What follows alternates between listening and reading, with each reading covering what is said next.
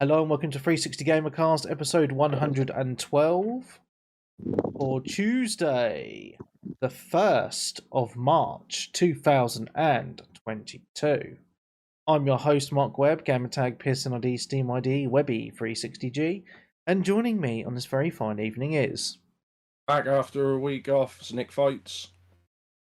And still here from last week, yet again, Sensei Switch. How was your week off, Nick? Did you enjoy it? No, I was at work every day, I told you this. Well, I don't think you answered this before the show. Like, how is this affecting your streaming schedule? I stream like once or twice a week if I can. You don't actually have a specific schedule, dates and times or anything? Well, now, because I work shifts, nights, earlies, and sometimes like middle shifts, I can't really commit to like a schedule, especially during the weekdays, because like sometimes I'll stream at like 9 o'clock in the morning. Sometimes I stream at like 11 o'clock at night. So no, it is what it is. Work pays the bills, streaming doesn't. So yeah, it'd be nice if it did, wouldn't it? Like, there we go. So we're back again. We've got no Macca this week because he's busy this evening. So hopefully he'll be back next week. Just a reminder that this week's show is a Patreon episode. So if you want to listen to the whole of this week's show, you either got to listen live on Twitch or sign up to the Patreon at patreon.com/360gamercast. I'm sure you're sick of hearing me talking about that every single week, so I'm not going to say any more on that later. Yeah, so before we start, obviously we're all aware of all the horrible things that are happening in the world at the moment. I just want to go out and say that I think it's despicable, and I really stand in support with the Ukraine at this moment in time. I think it's absolutely disgusting what's happening out there. It just really it's so close to home. It's only a 2-hour flight away from London.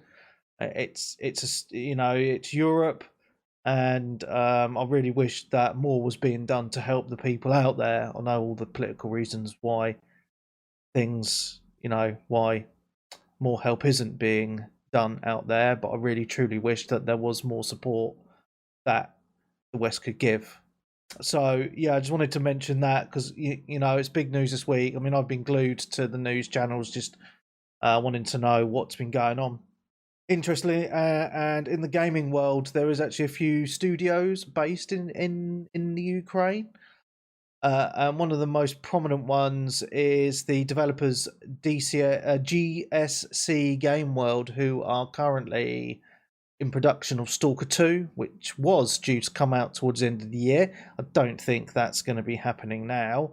And they actually put out a little statement, which I would like to read out to everybody. They say, as of today, the Russian Federation has officially declared war on the Ukraine.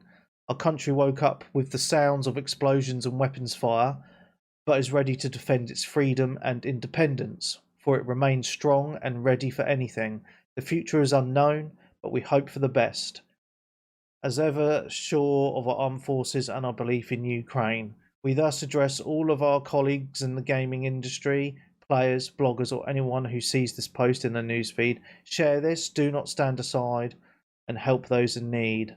Special aid account to support the armed forces of the Ukraine. There's a long number there. I'm going to put it in the show notes for people if they want to donate. They say that transfers are possible from all over the globe.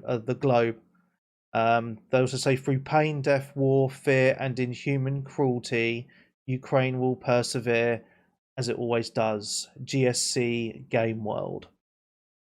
So, it's fucking mad, and I have seen on the social medias that a lot of the the people that work for this game company and other game companies, they've taken up arms and are fighting for their lives, on the streets, which is just absolutely insane to think about. You can't imagine it. You know what I mean? Like, they were literally the government were literally just handing out weapons to people on the streets just to defend themselves. You can't fucking imagine it, can you? It's mad. Ubisoft have shown their support. So what they've done is they've relocated their developers in the Ukraine into properties. They've actually paid for housing for them outside of the country and got their families out as well, which is good, really nice to hear. So it's really nice to hear that a company is actually doing something to support their staff in that way. So I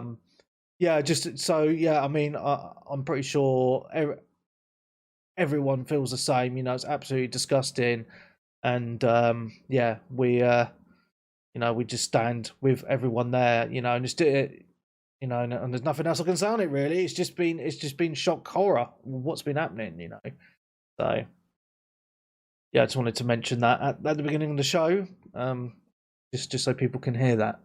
So anyway, we won't dwell on that too much. You've come in to listen to us talk about video games, not politics. I'm pretty sure you've been watching the news all week and are sick of it a little bit. It's a bit too much. You come here for a little bit of escapism, right? So we're going to talk about video games. I know it's a Patreon week, but I do know that Elden Ring is probably the biggest release of the year, and I've been hammering it this weekend, and I know a lot of people in the community have. So I actually wanted to do something a bit different this week, where I know you've been playing it a little bit, Darren. I know, Nick, you haven't played it. You don't plan on getting it, right?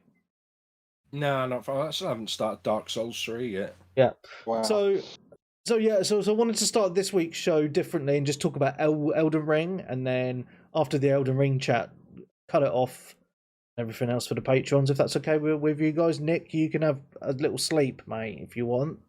Lovely, won't you? I'll wake you up before I go. Yeah. Darren, so I just wanted to ask you, I know you picked up on the PS5, right? Yeah. And I'm not sure, excuse me, still got a little bit of the dregs of the old COVID in me throat. How much of it have you played? Only about an hour or so, to be honest. Oh my goodness! I've just been busy. Okay. With other bits and bobs, unfortunately, but I'm definitely going to get back into it, and I've enjoyed what I've played so far. Yeah. So, what class did you start as? Same as you, Confessor. I just wanted to go for something that was like slightly magic based as well as attack based. Yeah. On its sort of starting stats. Yeah. Makes sense. But I have yet to actually come across any real meaningful spells. Because as you know, you start with like a mini healing spell and one that allows you to sort of quieten your footsteps when you're sneaking about. Yeah, so I mean, the Confessor class is a weird build. I mean, because obviously that's the one I've gone with, and you actually need if you wanted to use proper magic, you should have gone as an astrologer, because he starts with a staff. Yes, that's what I was told. Yeah. Yeah, whereas the Confessor class starts with a sword and shield, and you have this like hand thing, and you can do certain spells.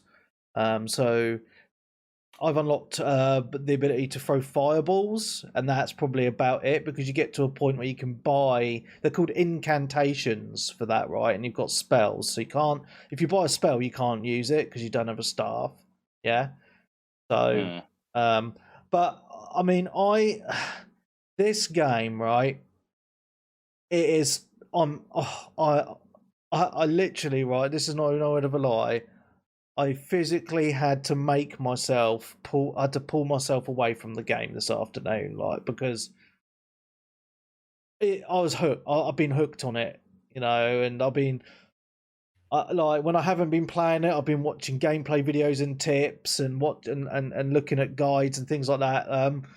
There's a really good website called Fextra Life. They've got a very good Twitch channel as well, but they've got a website and they've got an interactive map. So you can look. So the map shows you, where all the bonfires are, where all the bosses are, where everything is, right? So I've been using that as well, just because I'm a lazy ass and I just want to know where things are. And I've spent a lot of time just going around the map, just collecting the map fragments as well, because I like to actually see a map. I'm a bit like that on the AC games, I like to, when they had the towers to show the map. I always go and do those first. So it's a bit of little bit of OCD there. So I've got all the map fragments apart from 2, which I actually can't get to the area at the moment where those last 2 are. Right. I've been doing a little bit of farm, so I've spent a lot of time farming. So I found a video which showed me where this farming spot is in the game, and I farmed myself from so in the space of a couple of days on and off farming. I put up because I went from level 20, and I'm now level 62. Wow. So, yeah. So, and because they're not called souls. I'll keep on calling them souls, but that's what I'm going to call them, because I keep on forgetting the actual name of it, runes or something, but I like to call them souls. Yeah. So, and they're not bonfires; they're grace, lost grace places. They're called, but I like to call them. I still call them bonfires, and I still call the thingy souls. So, yeah. I'm loving this game, and I was struggling a little bit because it was taking me a long time just to level up and get used to my class. But using some guides, they do give you some handy tips. So for my class, it told me which kind of world bosses to kill. So this game open world is massive, and you've got like in a normal Dark Souls game, you've got.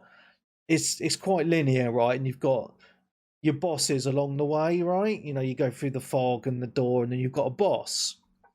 So this game has that for the main bosses, but throughout the actual open world, there's these world bosses, and they're just wandering around these areas. But then when you get close to them, it comes up with the music and their big health bar along the bottom, so it's a boss.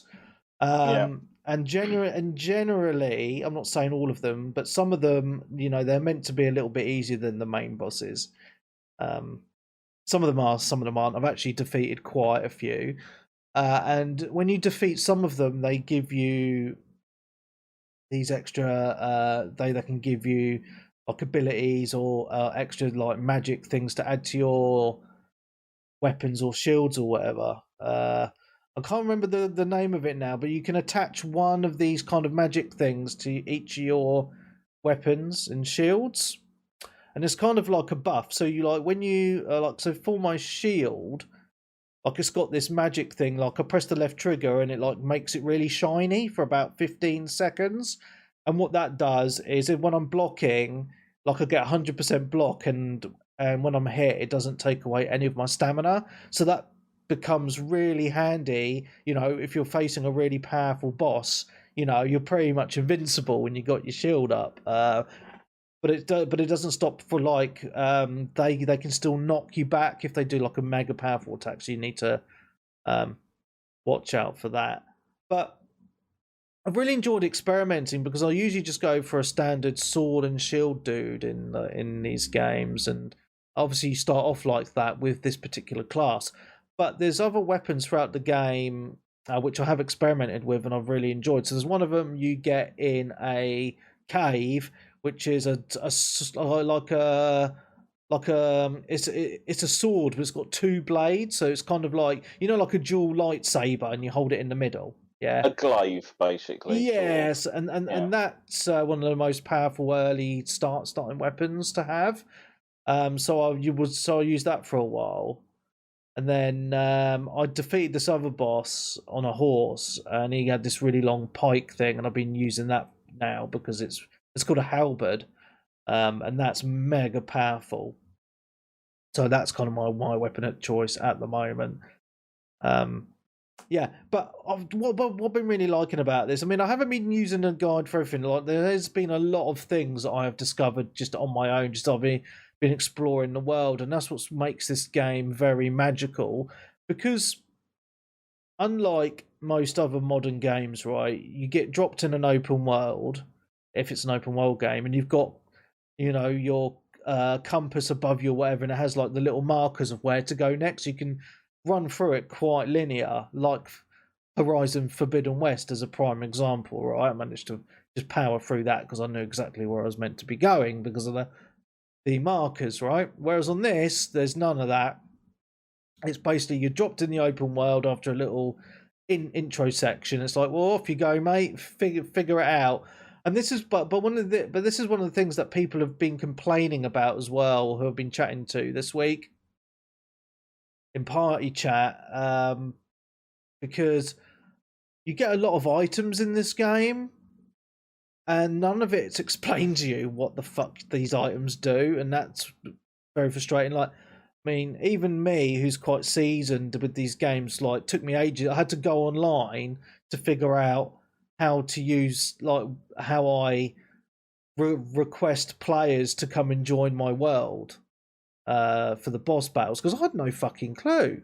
Like, I had no idea at all. It does briefly tell you at some point when you first get those fingers.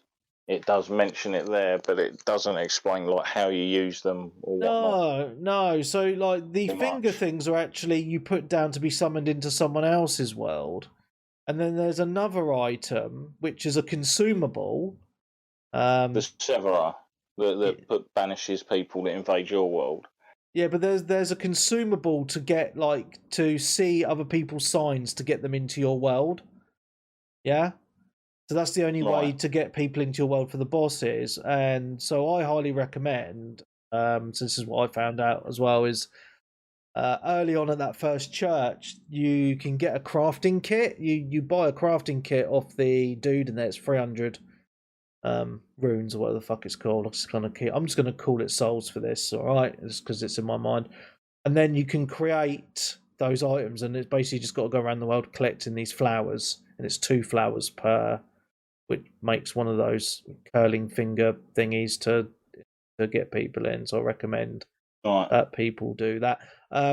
One thing I will say, before going to the first boss, rank yourself up, learn your character, because I was level 20 and I attempted the first boss, right?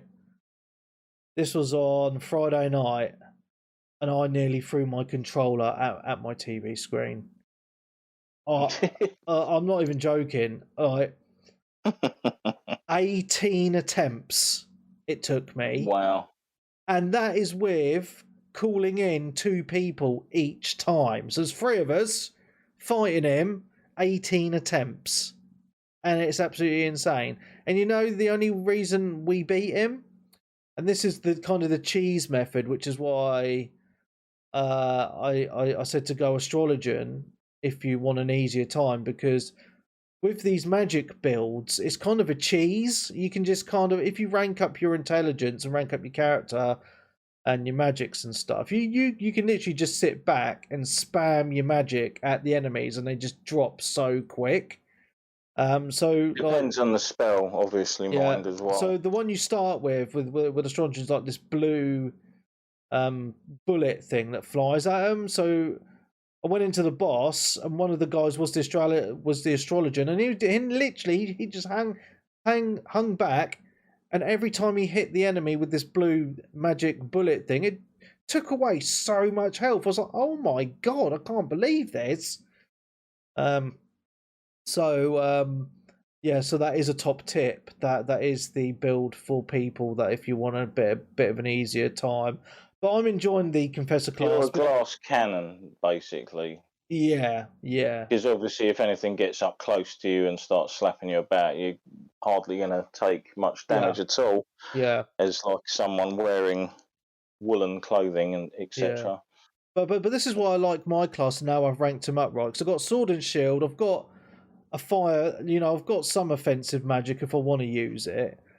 But what's handy about this class is he can buff, right? So you got like other spells which can buff you and your team, and you can call in like later on like spirit to help as well. So I've got like a pack of wolves and like a few like ghosty army blokes. So you can summon them in as well, right? And then you do this holy buff, and it buffs all of their attacks and their health and stuff. as well as yours, which is really handy. And one of the spells as well is to heal yourself. So obviously you got your flasks. But if you run out of flasks, you've got your spell to fall back on as well to heal yourself, but also heals the party around you. But also, what's easier about this game compared to the Dark Souls games is if you do spend time in the world, there's a lot of upgrades that you can acquire. So some of the upgrades you can get give you extra flasks, and you can have a maximum of 15 flasks. Wow. Yeah. Wow. Which I only found out when I was reading a guide today. I've got 5. I've got 5 normal flasks because you share your health and mana flasks, and you can decide how many are of each. It's how it's distributed, basically, depending on your build. If you want a mixture of both, or mainly health, or mainly magic. Yeah. So you can have up to so basically these upgrade materials are in the churches, and there's obviously a lot of churches scattered around the world. So you get those things, those items, and then you rest at the bonfire, and then you use those materials to upgrade your flasks, which is really, really cool. But yeah, I mean, when I first started playing Elden Ring, I was like, I felt a little bit disappointed at first. I was like, the graphics aren't super amazing. They're still decent. They're still the best as a Souls game. I think. Well, they're not as good as Demon Souls Remaster. Yeah, that was a remaster, wasn't it, by a different studio? So, but no, and there is a few I'm trying to get my words out here. There's a few negatives, but I still think it's an absolutely amazing game, right? So I've played this. Obviously, I've bought this on the Xbox Series X, and I was going to get it on PC, and I've actually played it on my PC, but I don't have the PC copy anymore. So I can compare the two, right? And the console version is better than the PC version on this. So not saying that the console version is perfect, because what I have noticed on the Xbox is in certain areas there's a massive, like I'm playing on performance mode, but in certain areas, I mean, there's one area in particular where I do my farming, and the weather's always raining. And what I noticed from and it's always in the same spots as well. Like the frame rates drop, and it looks like the rain is coming down in slow motion. It's really bizarre. I always find that bizarre. Rain's obviously quite a hard thing to have in video games, because I've noticed quite a few games where you go into an area and it's raining, and that's where you might feel that it isn't as smooth as it usually is. Yeah, 100%. So that's something that I've noticed straight away. And the other thing that I've noticed on the Xbox version is there's a hell of a lot of popping. There really, really is. Like you'll be on your horse, trotting away, and then you'll just see like the grass just popping in front of you. And there is a particular area. This is the same area actually that I can think of with the rain. Like there's a bridge, and there's a big dragon boss on the bridge, which I haven't fought yet. But you see the bridge, and it looks empty, and then as you get closer, the dragon just pops in the middle of the bridge. It's just quite jarring, because it's just like, oh, for fuck's sake, you know what I mean? It's just like there is a lot of popping, which is a little bit frustrating, especially on these supposedly mega powerful consoles, right?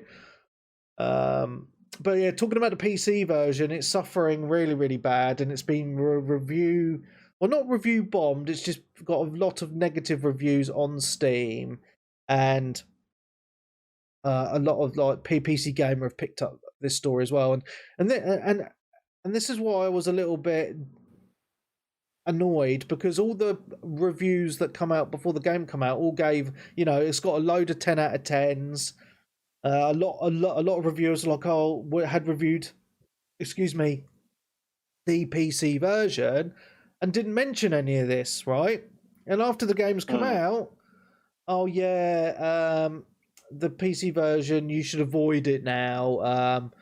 Because it's got a lot of, it's not up to standard, and it isn't, because there's a lot of, and it's no matter what system you're running, you could be running like a £4,000 PC, and it suffers from awful frame drops. Like you'd be going around down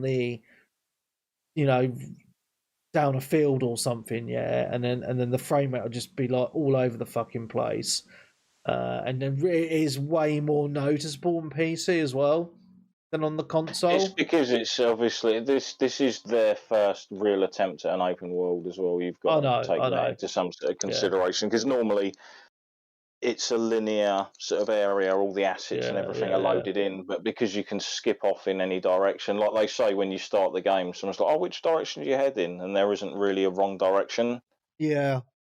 Well, to be honest, there is only one direction to go for the main story bosses. And I'll give you a little hint. Just to the castle? Castle, isn't it? Yeah, so I'll give you a little hint on how you know where you should go for the main bosses for the story. So when you... Is it got anything to do with the trees on the map? Like the big... No.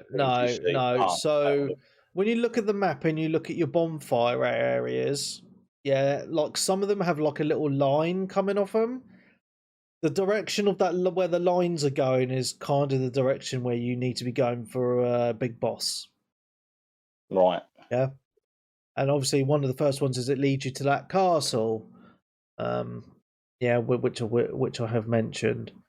But, I mean, as I mentioned, the game's been frustrated, and I've mentioned a few negatives, but I'm absolutely loving this game. I'm absolutely addicted to it. It's literally like, if I die, I don't get annoyed at the game for killing me. I'm just like, right, I'm learning the patterns of the enemies, because they all have their own moves, right? Their own move sets. And it's like, right, do I block that, or do I dodge that, or what? Well, or whatever, but what makes the game a little bit easier is there's like a lot of the areas have like this summoning kind of statue. So it basically says, this is a place where, like 4 people to put their summoning signs down, so you know where they're going to be. So, like at the castle, as a prime example, after you beat the first boss, there's like an area where they have that summoning thing. And then you can basically just do the whole castle. And it does take ages. You could do that with 2 other people in your game. So that just makes it a little bit easier, to be honest. But what I'm really loving about it, right, is the level design is just absolutely insane. And the only thing I can compare it to is, you remember the first Dark Souls, and the best thing about Dark Souls was the level design for me. Everything was interconnected, and then it opened up the shortcuts, and you go back to it, and everybody, oh bloody hell, I didn't know that was connected there like that. Oh my goodness, wow. So what's really cool about that is the first, like that castle that we were talking about, feels a lot like Dark Souls in that aspect of that level design, if that makes sense. And when you look at the map, there's a lot of towns and other castles and stuff like that. It feels like you've got this big open world, but within it, you've got all these kind of Dark Soulsy type areas within that world, which is pretty cool to think about, if that makes sense. Yeah, you couldn't not have them sort of be influenced on certain zones and parts of it by their previous games. Yeah, and things they've kind of done. Yeah, no, and big credit to them. Like the world is, I mean, it's huge. It's absolutely massive. I mean, I didn't think it was going to be this big. And it does take a while to traverse, but every area is completely different. And it looks the other fantastic. thing as well, I sort of, because I was speaking to someone in chat, another couple of mates who have been hammering it. Yeah. And I sort of said to him, because obviously the game's got a day and night cycle, I said, do certain enemies and bosses only appear at certain times of day? And he was like, Yep, they do. If you go to this area at night, there's something here. If you come here in the day, there isn't. Yeah, 100%. And I was like, there's going to be so many things that people haven't found out in this game. Yeah. Even in like maybe 4 to 6 months, there'll still be people finding stuff out. Oh yeah. Like Do secret bosses turn up if you kill certain bosses in a certain order, and do mean like how some of the Souls games get with even just obtaining a certain item and taking it to a certain thing at a certain time in the game. Yeah, man. I mean, and that's what's cool about it. I mean, I do want to talk about. I do want to talk about something else about the game in a minute, but I just want it's on my mind. But one thing that I'm loving about this game is I had to make a dedicated Discord channel just for Elden Ring, and it has been absolutely insanely busy over the weekend. Just constantly people talking about hints and tips, talking about their builds, their experiences on the game, and this is what I like about these games. Right, it's fascinating to me talking to people. And everyone's playing the game completely different to each other, with their character builds just going in completely different directions to each other, and then saying, "Oh, I felt this enemy was here, this boss." People are like, "Where's that one? That sounds really really cool." And then so it's generating a lot of discussion, which is really really good. And also, for the first time in ages, last night, I mean, this has been since forever, I was in party chat on Xbox with Peebs, Colin, and Dan, and we hadn't been in party chat together in about a year. Like all of us really, and I was just banging on about Elden Ring for the whole time. The other thing I want to talk about with Elden Ring as well is the character and enemy design. I've never seen anything like this in a game. I don't think like Dark Souls games, like they have a certain aesthetic, right? With the world and the characters. I mean, that gothic kind of architecture is kind of what makes these games, and that's a staple in Elden Ring as well, right? But I think they've taken it a step further with the enemy character, with the enemy design. It's like that pure fantasy insanity. Like, it's just, I don't know how people think of these weird things. Like, an example, and I think we saw this in the trailers as well. Like, I was in an area, and I was on my horse. I was, just exploring, and I had this bell go bong, bong. And bearing in mind, I've got my headphones on, right? So all the sounds is just insanely loud.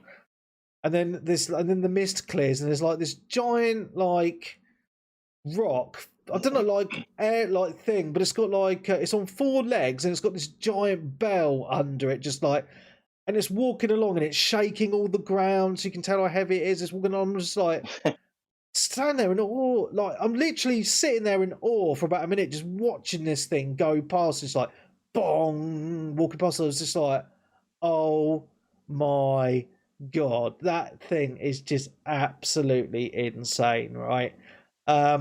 There's definitely a load of very bizarre enemy designs. I saw someone yesterday, I think, when I was watching a little bit of it, of someone playing it on a stream. Yeah. Like, looked like just circular orbs that were sort of stuck together like snakes. Oh, yeah. And I've then spinning round and attacking and stuff. Yeah. It was just like that, and people seem to be getting really pissed off with like these mosquito things. Oh yeah. Just they're really hard to hit and just keep zipping about and follow you all over the place. Yeah, I mean, there's some absolutely mad enemies, and it's like and some of them like look really fucking freaky. You got these really weird kind of spider demon enemies are all armored up, and they've got like 6 arms, right? And they've all got a sword in each arm, and they move really fast, and they can take you out really quick. You've got so many different types of enemies. It's insane, and this, like, you can tell that they've put a lot of love into this game, just with that.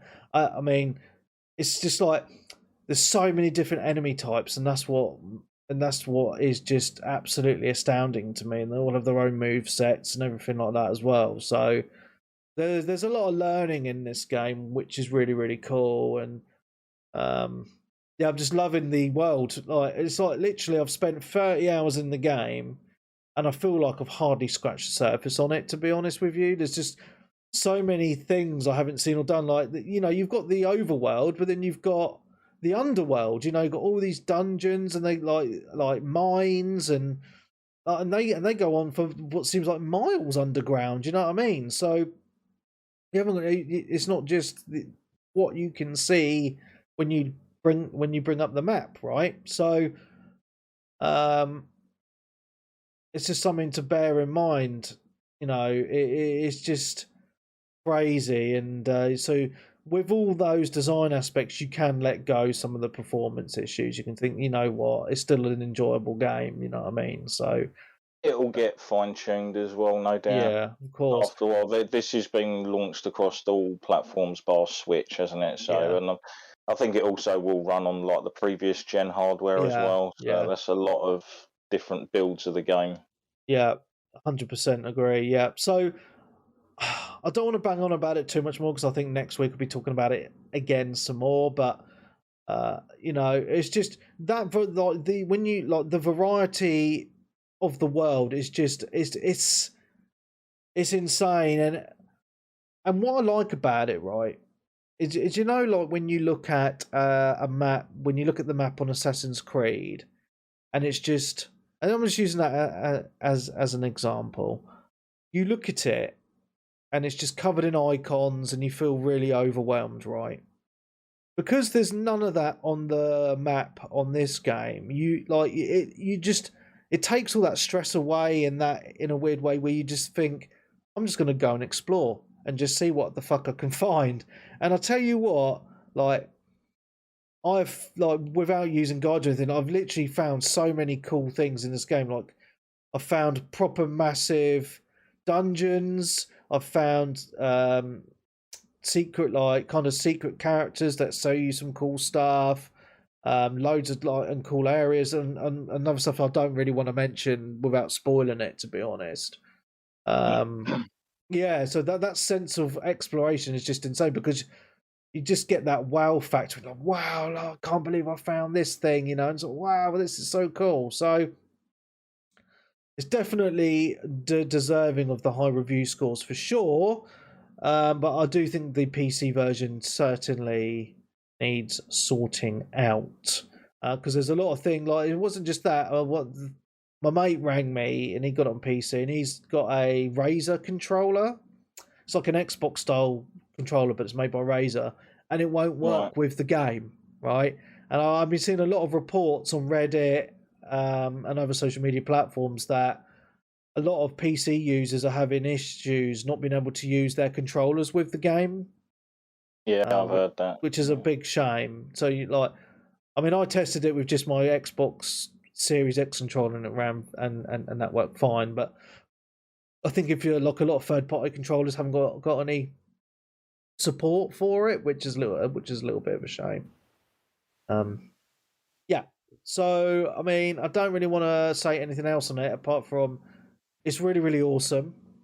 If you're not into Souls games, I still don't know if it's going to be your bag, because it is very, very difficult. You will die a lot. It is the most accessible one, really, out of all of them. You're not set. You can choose to head off in whichever direction you please. If you go one way and you struggle, like, try a different way. You might find some more items down that way that will help you level up, and then when you go back that way, when you're more powerful, and you've got a bigger understanding of stuff, then it all becomes easier. And obviously that's the thing when it starts to click for people, because it seems to be, if you can get past that initial sort of like difficulty, and like the fact that anything at any time could just pop up and do you over, which I've heard it happen many a time in chat today.